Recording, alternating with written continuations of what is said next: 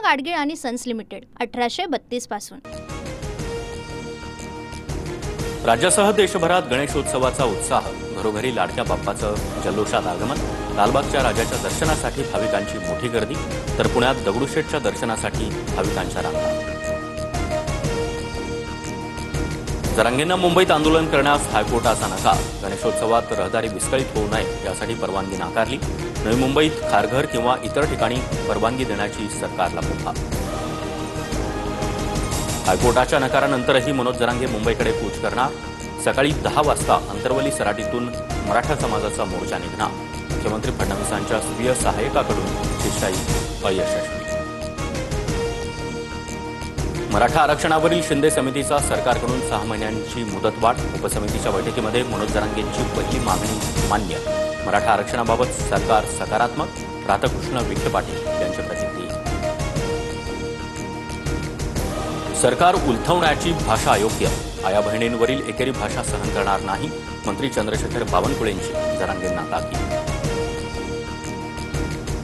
उपमुख्यमंत्री एकनाथ शिंदे आज दरे या आपल्या मूळ गावी जाणार, शिंदे गावी गणपतीची प्रतिष्ठापना करणार, जरांगे मुंबईच्या दिशेने येण्याच्या तयारीत असताना शिंदेंचा दौरा।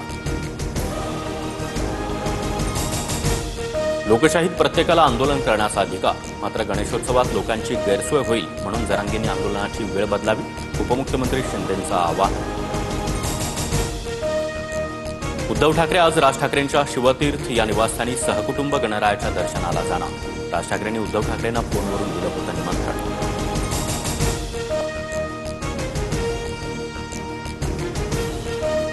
मुंबई ते सिंधुदुर्ग रोरो सेवेला केंद्र सरकारकडून परवानगी, मंत्री नितेश राणे यांच्याकडून भोवचा धक्का, इथं कोकणात जाणाऱ्या रोरो सेवेची पाहणी।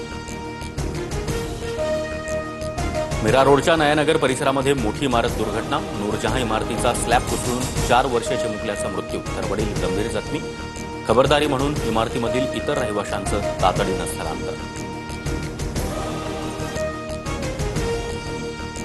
केंद्रीय गृहमंत्री अमित शहा 29 आणि 30 तारखेला मुंबई दौऱ्यावर, लालबागच्या राजासह इतर ठिकाणी गणपतीचं दर्शन घेणार।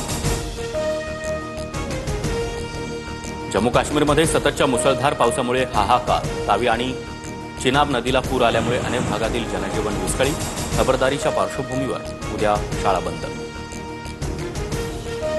वैष्णोदेवी यात्रेदरम्यान मोठी दुर्घटना, इंद्रप्रस्थ भोजनालयाजवळ झालेल्या भूस्खलनात 5 जणांचा मृत्यू तर 14 जण जखमी, जम्मू काश्मीरमधील खराब हवामानामुळे यात्रा थांबली।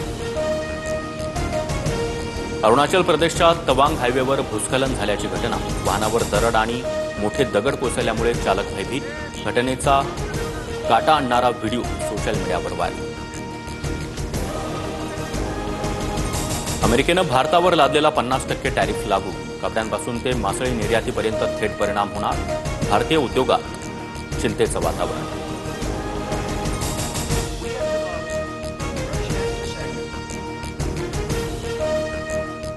पूना गाडगीळ आणि सन्स लिमिटेड 1832 पासून।